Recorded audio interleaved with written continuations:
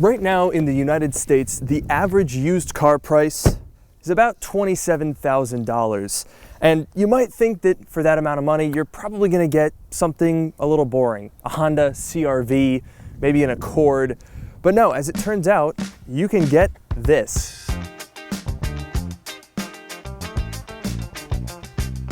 And in fact, I did, because this is my Audi A6 that I have been leasing since May of 2021.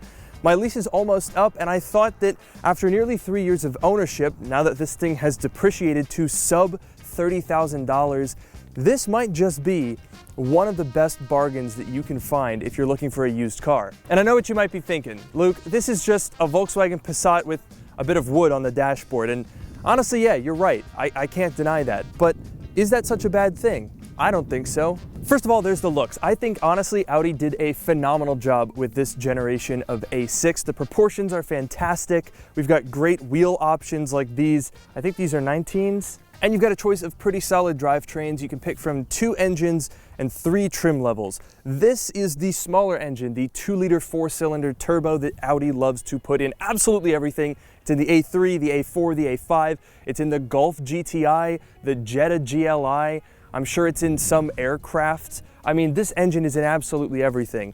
But it's the smaller one here. Now, if I'm being perfectly honest, I think you should go for the V6 because this 4-cylinder gets great gas mileage, but it's a little bit slow. This is definitely a big and heavy car for this engine, but then again, it is an A6, so like, what do you expect? But I'll tell you what you can't expect, and that is a crap ton of standard features. As I mentioned, there's 3 trim levels: Premium, Premium Plus, and Prestige. This is the Premium Plus, and it is by far the best trim level. It's absolutely worth it. Audi gives you a ton of standard equipment. On the outside, you're gonna get these Matrix LED headlights with a very cool DRL, and you're also gonna get 2 teeth in the grille. And those rather unsightly buck teeth are for your cruise control. The Premium Plus package adds lane keep assist and radar guided cruise control that I actually think is a really, really good system, and it's great that that's included. My favorite part about the cruise control and lane keep driver assistance package here is that you can turn it off.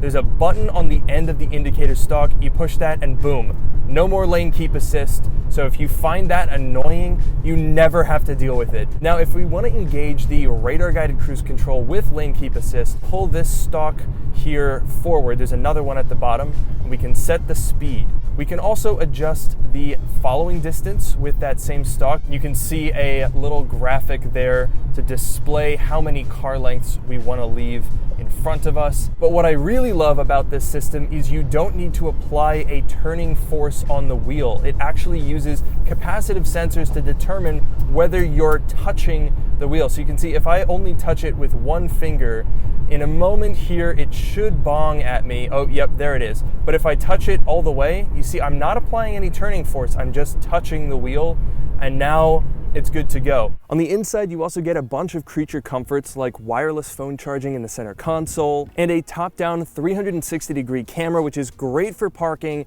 and that also has GTA mode, although I don't find that useful whatsoever. And then on top of all of that, you get a Bang & Olufsen sound system that is honestly pretty phenomenal. So that is a ton of features to come with that one package, and they add on to what is already one of my favorite interiors of any recent car. See, I know that the A6 sits between much more popular German siblings, the BMW 5 Series and the Mercedes E-Class, but I would argue, having sat in all 3 of them, especially of this generation that you can actually get for under 30 grand, this is by far the nicest feeling interior. I mean, the materials are top notch. You've got real open pore wood all over this cabin. You've got soft touch materials, stitched faux leather on the dashboard and the door cards. You've got some shiny but not plasticky feeling trim, and everything just feels really solid. Like you can really smack on everything and it's just like completely rock solid. Interior build quality has been Audi's strong suit for a long time. I think honestly some of their later models are starting to slip a little bit compared to this. Like this is utterly fantastic. The only thing that's starting to date this car just a little bit is the infotainment screen, which is a tad small for my liking. But apart from that, this thing really has held up well. So the only really controversial part of this interior is the climate control here, because it's a touchscreen. However, I actually kind of like the system because it's a touchscreen that is always a climate control system. You don't have to go through a menu or anything. It's just always right there. And it's actually really easy to use. Now, the only thing that's kind of weird about this system is you actually don't touch the buttons. You have to press them in order to use it. So it has a haptic vibration. Some people don't like that. I've gotten used to it. What I really like is Audi's virtual cockpit. This is one of my favorite features in this car. It comes in a whole bunch of Audi models. You can basically have a couple different screens here, so I can have a phone, but that doesn't really show anything. I can show the music I'm listening to, and I can get some vehicle information. And I can also have this full screen map. Now, you can also change the size of those gauges so that you can have all of those screens with big gauges. Personally, I like to have it in full screen map mode. Now let's talk about that drivetrain, because this is the 4-cylinder engine, and it's definitely not gonna be as sprightly as the V6, but that doesn't mean that you're gonna have a bad experience. In fact, I find that this engine lacks some power, but makes up for it in MPG, because if we go over here, you can see I'm getting 26.4 MPG on my long-term average over the entire life of the car, and that's with about 90% city driving. So when I'm out on the highway, it is very easy to touch 40 MPG, and with a 19-gallon fuel tank, that's good for about 700 miles on a single tank of highway driving. That is pretty legitimately impressive. I wouldn't say that this is, a sports car by any means, but Audi did try to make this car feel a little bit more sporty, so we have a couple of drive modes. Right now I have it in individual, which allows you to kind of configure a couple of things, and basically all this does is change how heavy the steering is and how numb the throttle pedal is. And I say numb because even in sport drive, it is very numb. So if we slow down here going 30 miles an hour and I absolutely punch it, look at how long it takes before it actually goes. That is definitely one of my big complaints here. But if we put it in dynamic, let's do the same exact test. Yeah, so you can see it definitely makes it faster, but it kind of reduces the delay from 10 seconds to 3. It definitely makes the steering feel a little bit more engaging, which it definitely needs, because this is not exactly the sportiest feeling steering. It's very comfortable for driving around town. You can make it super light and, one finger it all day if you want to, but for driving a little bit more spirited on roads like this, it is so completely numb. I don't really have any sensation of what is going on at the front wheels, but that's okay because the engine sits way out over it, so you're probably just gonna understeer anyway.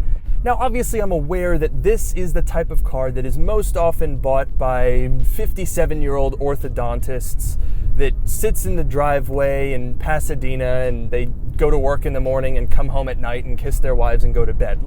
However, that doesn't mean that it's not a very good car. And yes, it might be a Volkswagen with 4 rings on the front, but I think this is a phenomenal car for the money. I don't know where you would go if you wanted to get this kind of features, luxury, and heck, even modernity. I mean, this car is still sold right now. You can go to an Audi dealership and give them $65,000 and drive away in basically this exact same car, or you can pick one up used for about half of that. As a daily driver, it's luxurious, comfortable, refined, quiet, and supremely well built. And I have had zero reliability issues since I bought this thing. Now, granted, it's only 3 years old and it's done like 23,000 miles, so I wouldn't exactly expect anything to happen in that time, but still, you just can't go wrong. I think this thing is slept on. So if you agree with me, let me know down in the comments below, because you don't see these very often. Like, I always notice when I pass another A6 because they're nowhere near as common as the 5 Series and the E-Class. And I think that's a mistake. I think people are missing out. Let me know if you agree. And thank you guys so much for watching. And with that, I'll see you in the next one.